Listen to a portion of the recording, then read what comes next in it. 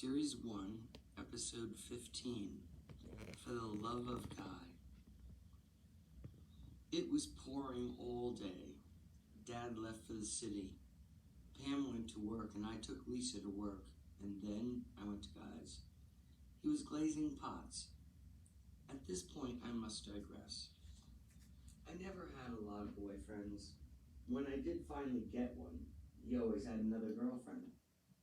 It was the other woman syndrome, with me always being the other woman. And one such relationship was with a guy named HK.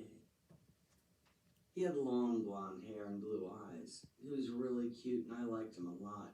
But he had another girlfriend. I was his other woman. He told me that he knew the perfect guy for me. He brought me to Guy's house in Popepi. He introduced me to Guy and we played frisbee in the street. Guy was gorgeous. He had longer brown hair with brown eyes, was 6'2" and had a great body. He also had not one or two, but 3 or more girlfriends. I knew I'd never have a chance with him.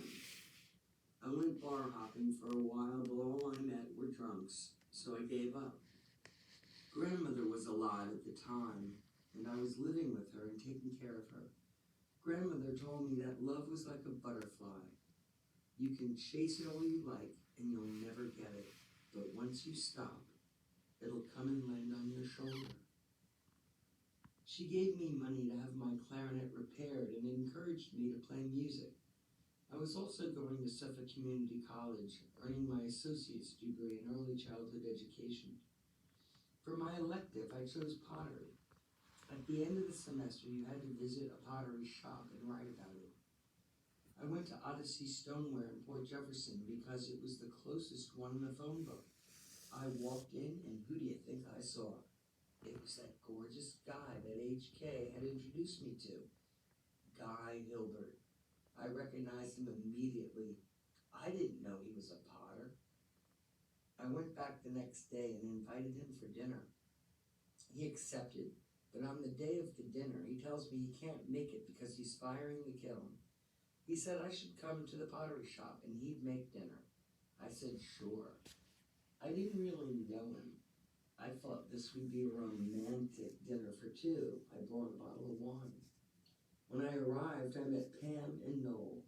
It was not the romantic evening I imagined, but I did meet Pam for the first time. Guy cooked shrimp scampi and it was delicious. I also found out that he doesn't drink wine. From that day on, I had direction. I wanted that guy. He still had many women around him, but his main love and true passion was with clay. I began hanging around the shop on a regular basis. I was friendly to all the people I met with him, guys and girls alike, and I persevered. He took turns running the shop with a girl named GJ. Guy'd work summers and GJ would work the fall and Christmas season. Eventually, the situation unraveled and Guy moved all his pottery things to his folks' house in Centerport.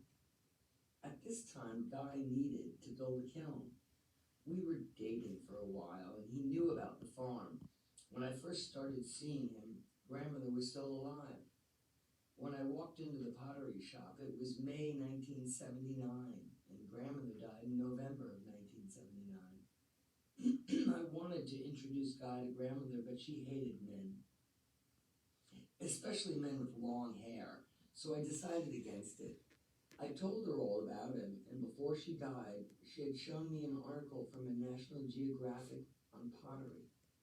I think it was her way of telling me that she approved. Anyway, when Grandmother died and the shit hit the fan, Guy was considering where to build his kiln, either at his folks' house or on the farm.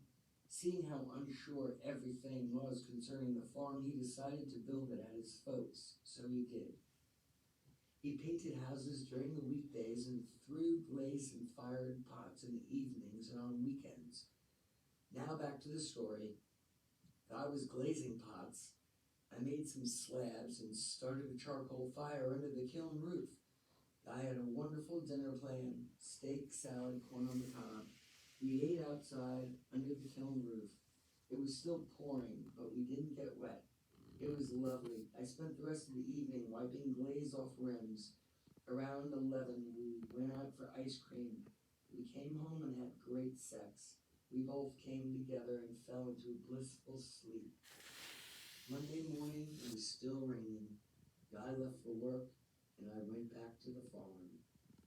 And that's the end of Series 1, Episode 15.